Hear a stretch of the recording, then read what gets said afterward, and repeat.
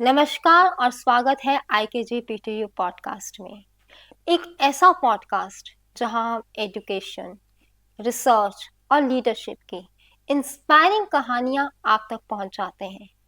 यहाँ हम यूनिवर्सिटी की दुनिया से लेकर समाज तक हर उस विषय पे बातचीत करते हैं जो फैकल्टी, स्टूडेंट्स और समाज तीनों के लिए एक नई दिशा लेकर आए। एक रेनाउंड स्कॉलर डॉक्टर केनेथ का कहना है, leadership is not about oneself, it is about investing in growth of others. और ये आज के गेस्ट के लिए ऊपर बिल्कुल फिट बैठता है। मैं doctor Mangla Sahni, department of journalism and mass communication, IKG Punjab technical university Jalandhar. आज हमारे गेस्ट की शख्सियत की जो पहचान है वो एकेडमिक एक्सेलेंस, इनोवेटिव रिसर्च और एक विजनरी लीडरशिप की है। जी हाँ, आज के हमारे guest professor doctor Sushil Mittal, honourable vice chancellor IKG Punjab technical university Jalandhar. Sir, आपका बहुत बहुत स्वागत भी है और बहुत बहुत धन्यवाद, क्योंकि आज आपने अपना कीमती समय हमें इस पॉडकास्ट के लिए दिया। धन्यवाद डॉक्टर मंगला। सर, बातचीत शुरू करते हैं। आपकी academic journey Guru Nanak Dev university से शुरू हुई जी। वहाँ, और अब IKG पंजाब टेक्निकल यूनिवर्सिटी में एज अ वाइस चांसलर, ये सफ़र कैसा रहा? और इस जर्नी में आप अपना जो एकेडमिक अचीवमेंट्स भी हैं वो हमारे दर्शकों को ज़रूर बताइए। मैं बहुत भाग्यशाली रहा कि मेरा जन्म अमृतसर में हुआ और इनिशियल स्कूलिंग के बाद जब हमने सोचा कि नेक्स्ट हायर एजुकेशन कहाँ ली जाए, तो मैंने देखा कि यूनिवर्सिटी अमृतसर में गुरु नानक देव यूनिवर्सिटी एक अच्छे प्रोग्राम चला रही है। तो मैंने वहाँ पर BSc honour school in chemistry join की और उस टाइम पर तो हमें बहुत ज़्यादा समझ नहीं थी कि क्या बनना है, कहाँ जाना है। लेकिन वहाँ पर एक बहुत बढ़िया एनवायरनमेंट हमें, एकेडमिक एनवायरनमेंट मिला, क्वालिटी एजुकेशन मिली, वर्ल्ड क्लास साइंटिस्ट थे, वो हमारे टीचर्स थे। तो हमने जो वहाँ पर पहले 4 साल के प्रोग्राम में जो गेन किया, उससे हमें फर्दर मोटिवेशन मिलती गई और हम आगे आगे बढ़ते गए।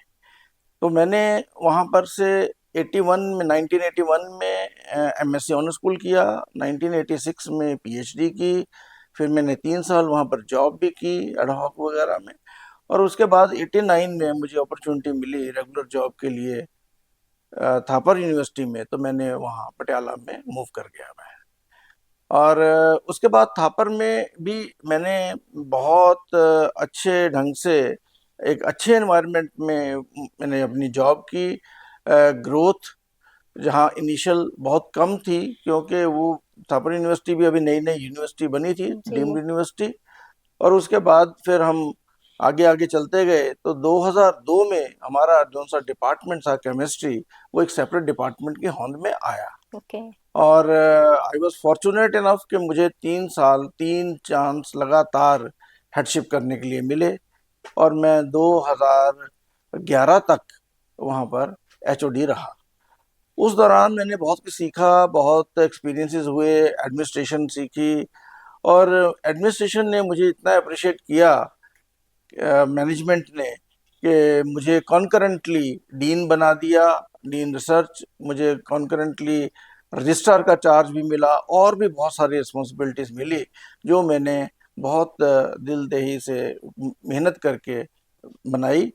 लेकिन एक जो सी बैकग्राउंड में बैकबोन थी मेरी लाइफ की, वो थी टीचिंग एंड रिसर्च। मैंने उसको कभी नहीं पीछे होने दिया, चाहे जितनी मर्जी एडमिनिस्ट्रेशन की, जो मर्जी काम किया, लेकिन वो जो सी बेस लाइन थी, मैंने उसके साथ कभी कॉम्प्रोमाइज़ नहीं किया।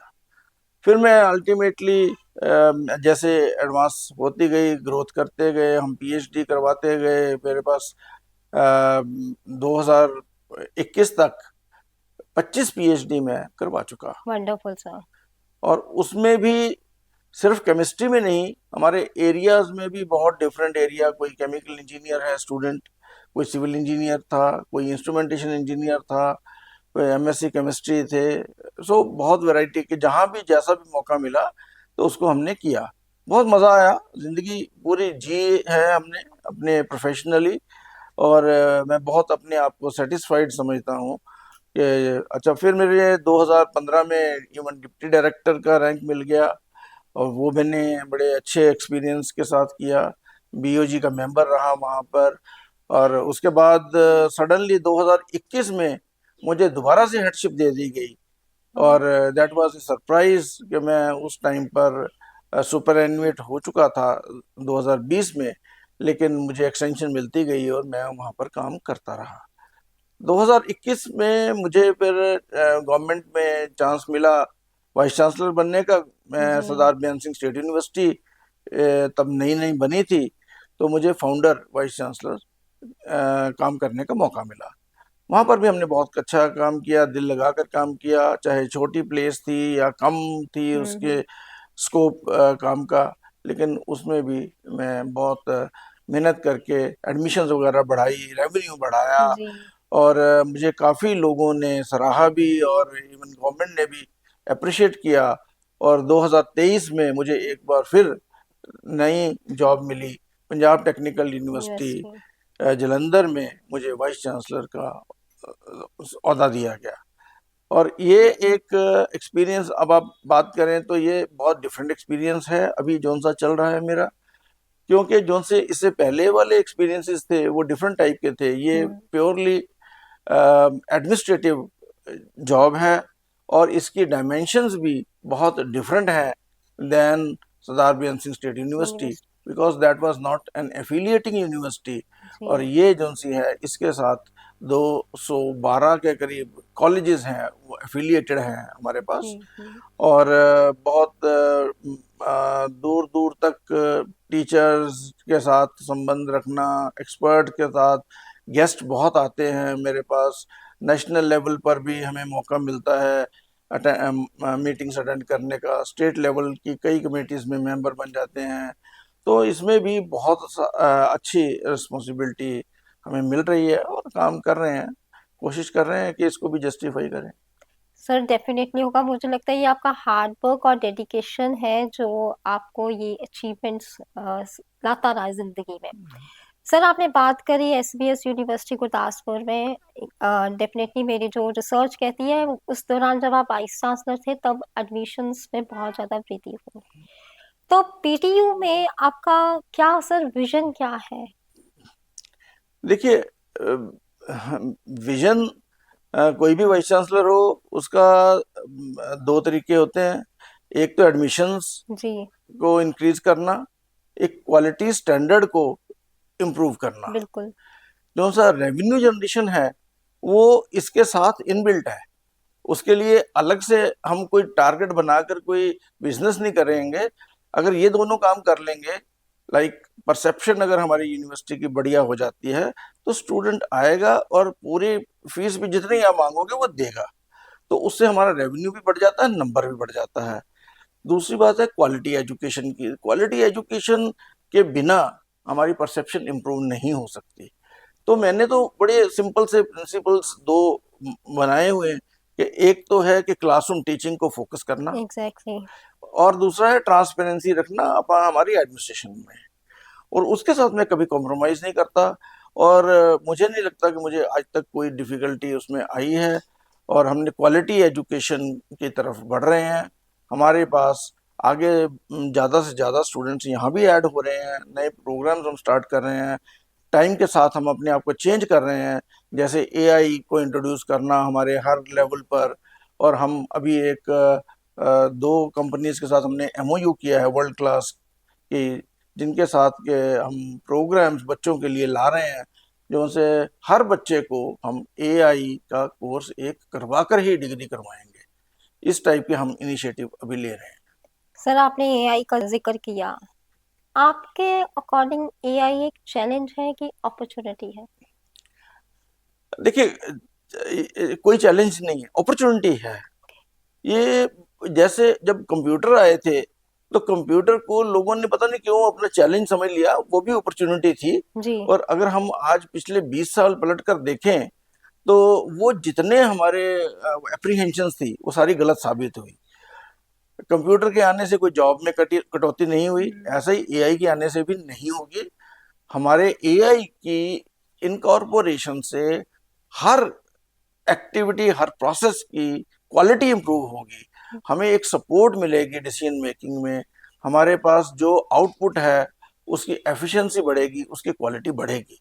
मेरा ये कहना है आज हमें बहुत बड़ी अपॉर्चुनिटी है कि हमें एआई की लर्निंग से हमें बहुत फायदा होने वाला है। एग्जैक्टली तो जो स्टूडेंट्स को डर लग रहा था कि एआई के आने से शायद हमारे जॉब्स ना मिले, तो ये इसको एक चैलेंज की तरह ना लिया जाए, इसको एक अपॉर्चुनिटी की नज़रिए से देखा जाए और इससे सीखा जाए, क्योंकि टाइम के साथ हमें चेंज होना भी ज़रूरी है।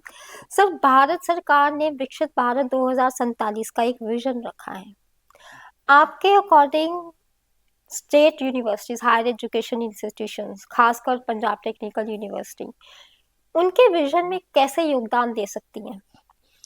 देखिए, हमारे माननीय प्रधानमंत्री जी ने देशवासियों को एक बहुत बड़ा मार्गदर्शन दिया है कि हमें विकसित देश बनना है, और विकसित देश बनने के लिए हमारे ऊपर जो लोग यूनिवर्सिटीज़ में एडमिनिस्ट्रेशन में पर्टिकुलरली हैं या टीचर्स हैं, उनके ऊपर बहुत बड़ा दायित्व आता है कि कोई भी देश अगर डेवलप्ड कंट्री बनना चाहता है तो उसकी स्टार्ट, उसका बेस लाइन यूनिवर्सिटीज़ में ही मिलेगा।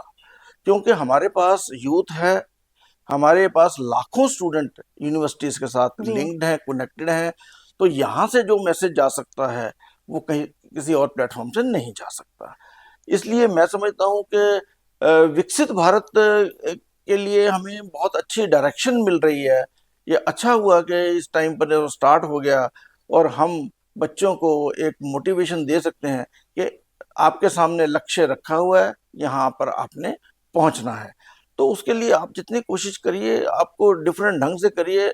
हर आदमी के पास नया आइडिया है, नया रास्ता है कि वो कैसे वहां तक पहुंचना है। उस पर डिबेट होनी चाहिए, उस पर रास्ते निकाले जाने चाहिए, उनको एक स्ट्रेटजी बननी चाहिए, उसका रोड मैप बनना चाहिए। और ये सब कुछ यूनिवर्सिटीज और कॉलेजेस में होता है, टीचर और स्टूडेंट के साथ मिलकर। एग्जैक्टली कहते हैं एक आइडिया आपकी ज़िंदगी बदल सकता है। तो अगर हम सब इकट्ठे मिलके इस आइडिया के ऊपर काम करें तो शायद हम भी उस गोल तक पहुंच सकें। सर, आपने कई देशों में ट्रेवल किया है। आपकी उस जर्नी ने आपके एकेडमिक और आपकी एजुकेशन में कैसे इनरिच किया? हाँ, देखिए, ये हमारे पास एक कह लीजिए इनहेरेंट फीलिंग है।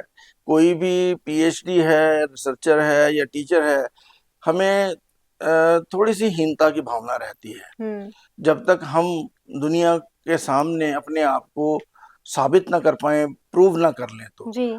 तो मेरे हिसाब से हर एक एक्टिव रिसर्चर को बाहर जाना चाहिए, उससे इंटरेक्ट करना चाहिए, साइंटिस्ट से देखना चाहिए कि वो कौन है लोग जो उनसे जिनकी किताबें चलती हैं या जिनकी बात मानी जाती है रिसर्च में, वो क्या वो डिफरेंट हैं।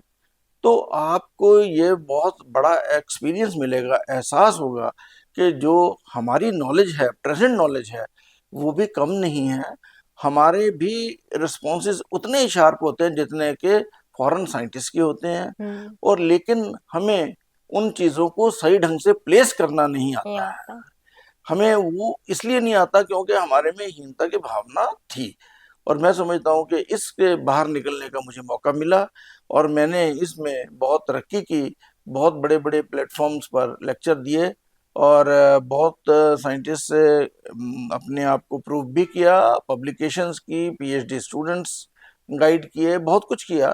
तो मुझे नहीं लगता है कि हमें कोई भी इस टाइम ऐसी कोई डिफिकल्टी है in understanding or telling the world that we are also equally equipped with knowledge. Exactly और जितने भी इस टाइम पे हमारे रिसर्च स्कॉलर्स इसको देख रहे होंगे, तो मुझे लगता है कि उनको भी इस चीज़ से इंस्पायर होना चाहिए, मोटिवेट होना चाहिए और अपनी रिसर्च को देश के बाहर लेकर जाएं, ताकि उनको भी पता लगे कि हम भी कुछ हैं। जी। सर, आपके रिसर्च वर्क में क्रॉप रेसिड्यू और पोल्यूशन के बारे में बहुत चर्चा की, आपने बहुत रिसर्च की, और ये मैं मानती हूँ कि आज के लिए बहुत ज़रूरी भी है। तो आप क्या मैसेज देना चाहेंगे या सजेशन देना चाहेंगे हमारे स्टूडेंट्स को, फैकल्टी को और समाज को?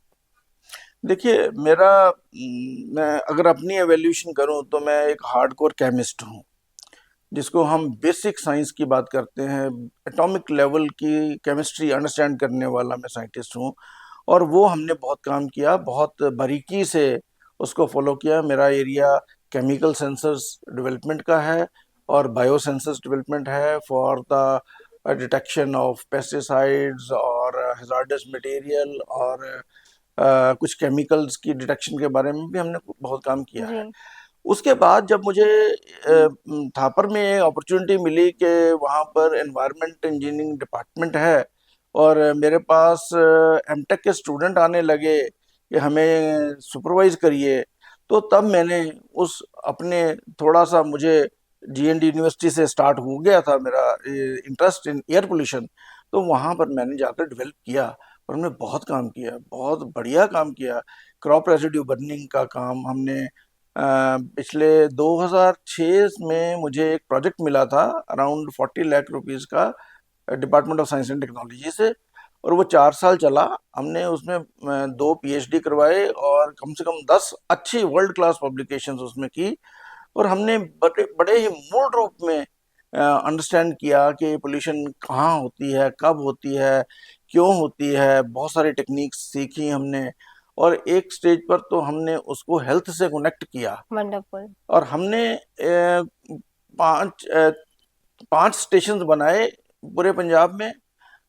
वहाँ के बच्चों पर 3 साल लगातार स्टडी की, उनका डाटा कलेक्ट किया, और वो भी हमारा रेस्पिरेटरी डाटा था, जिस पर के सेम बच्चे को हम हर साल में 2-3 बार जाकर, जब पराली जलने का टाइम आता था तो उसकी रेस्पिरेटरी डाटा हम इकट्ठा करते थे जी। और उसको फिर रिलेट करते थे पोल्यूशन लेवल से। और वहाँ से हमारी बहुत अच्छी फाइंडिंग्स आई और हमें बहुत ज्ञान मिला और हमने वो सब कुछ पब्लिश भी किया। नेट पर आप जाएंगे तो आपको आराम से मिल जाएगा उस पर डाटा हमारा। तो मैसेज ये है कि देखिए, सबसे पहले अगर हम किसी को कहते हैं कि आप पराली ना जलाओ, जी। जी। या हम घर घर में मैसेज देते हैं, उसके साथ ये बतलाना बहुत जरूरी है कि इसका क्या नुकसान है। एग्जैक्टली। क्योंकि हर आदमी केवल आपके डिक्टेशन के कारण नहीं मानेगा, आपको कन्विंस होगा तो लॉजिक से मानेगा।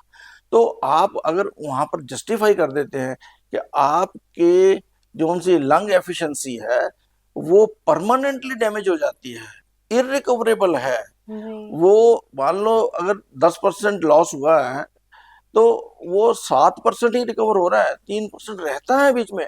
तो हर आदमी इसके बारे में ज्यादा मेहनत से और ज्यादा इसको शिद्दत से इस पर काम करेगा और पोल्यूशन के को हटाने में कोशिश करेगा।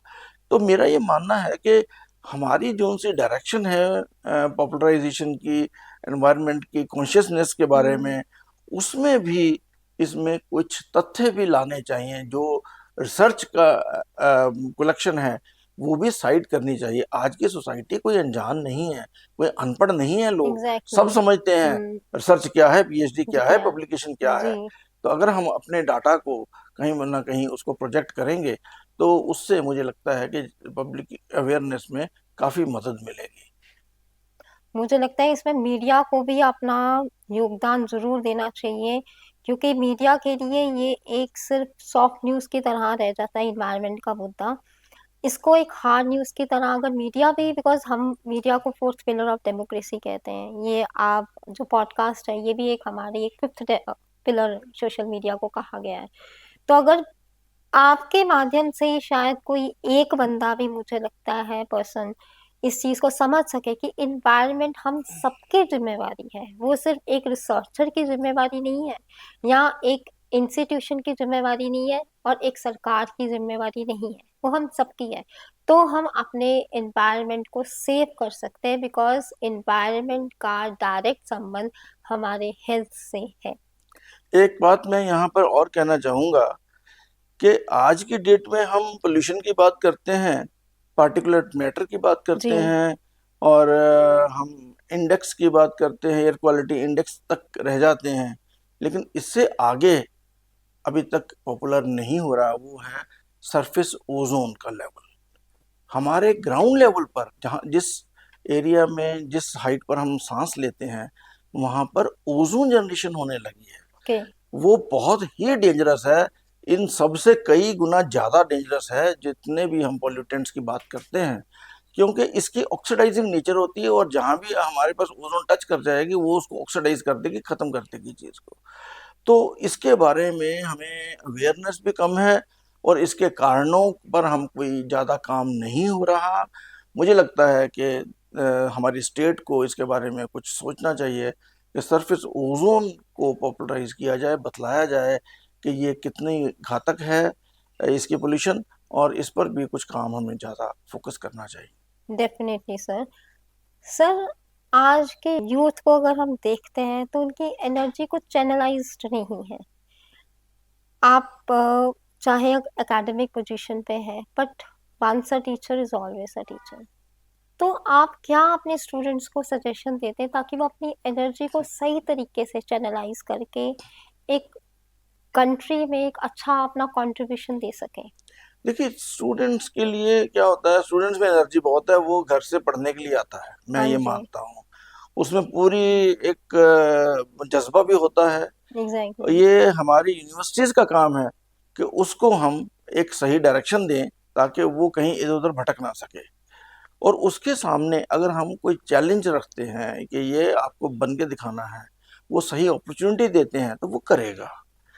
लेकिन अभी मिसगाइडेड है हाँ जी, स्टूडेंट, एग्जैक्टली। उसमें मैं अपनी जिम्मेवारी से भाग नहीं सकता हूँ कि हम ये नहीं कह सकते कि केवल स्टूडेंट्स अपने आप आजकल आते नहीं है क्लास में, या पढ़ने में इंटरेस्ट नहीं रहा, ये नहीं रहा। मैं समझता हूँ कि इसमें हमारा भी कहीं ना कहीं दोष है, और हम अपने बच्चों में एक इतना कॉन्फिडेंस बिल्डअप करें, इतना इंटरेस्टिंग बनाएं, नई नई चीज़ों तरीक़ों से उनको एजुकेशन दें। अगर आज बुक्स नहीं पढ़ते हैं, तो हम विजुअल मीडियम से उनको पढ़ाएं, उनको हम कह लीजिए इंटरेक्शन से ज़्यादा समझाई जाए चीज़ें, प्रैक्टिकल प्रोजेक्ट बेस्ड लर्निंग में को ज़्यादा हम एम्फेसाइज किया जाए।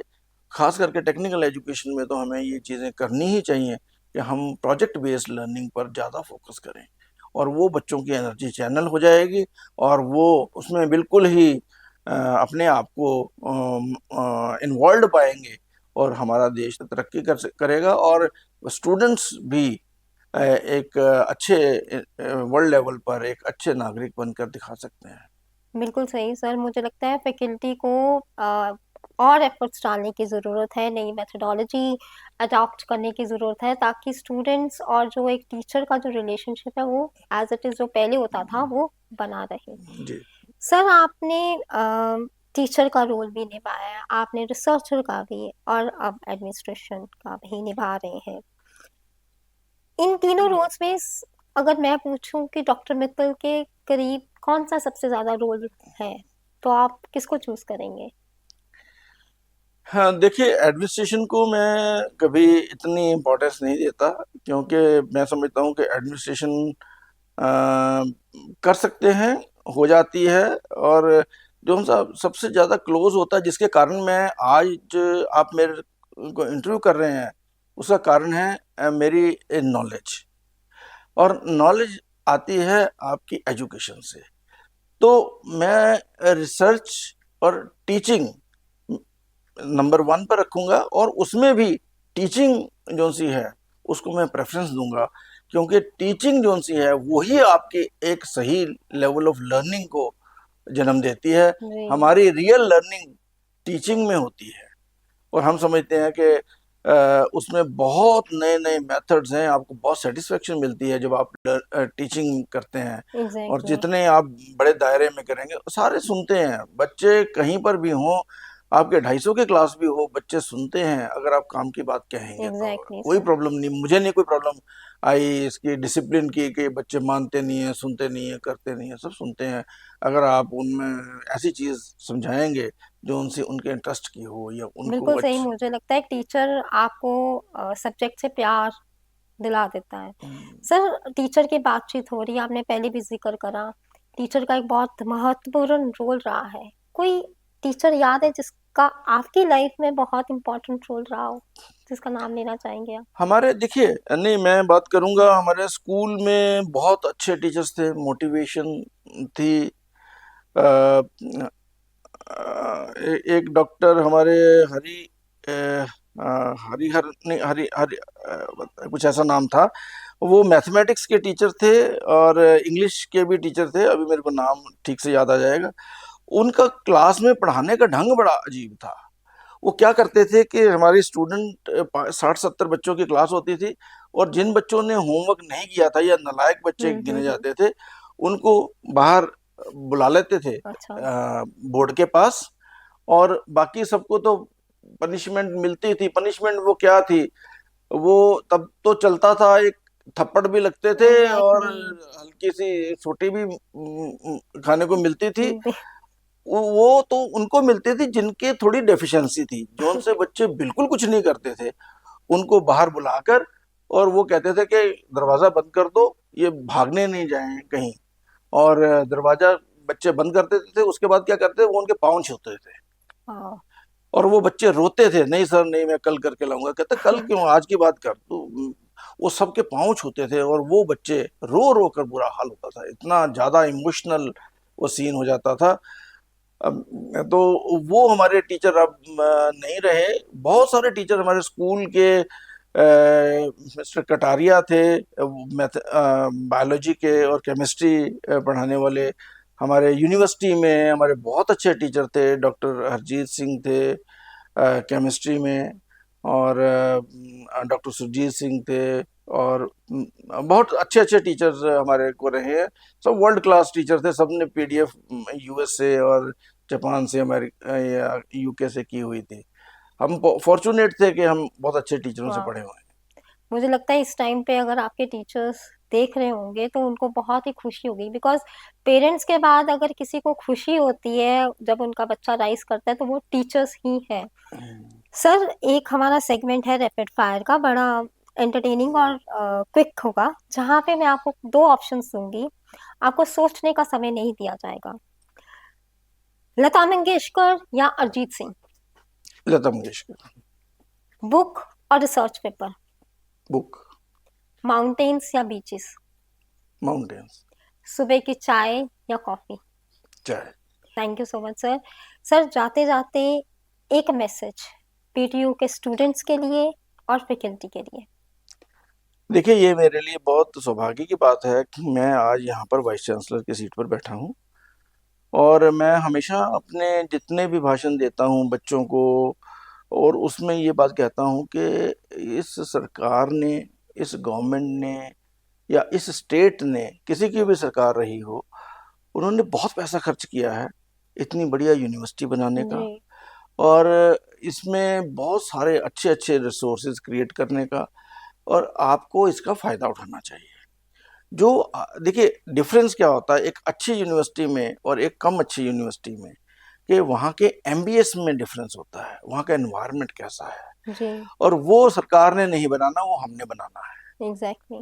तो अगर हम टीचर्स और स्टूडेंट्स मिलकर यहाँ के एम्बियंस पर ध्यान दें, अपने एक्टिविटीज़ को अच्छे सुचारू ढंग से करें, तो यहाँ पर एक एनर्जी फ्लो करेगी कॉरिडोर्स में, जो उनसी के आपको बहुत दूर तक ले जाएगी।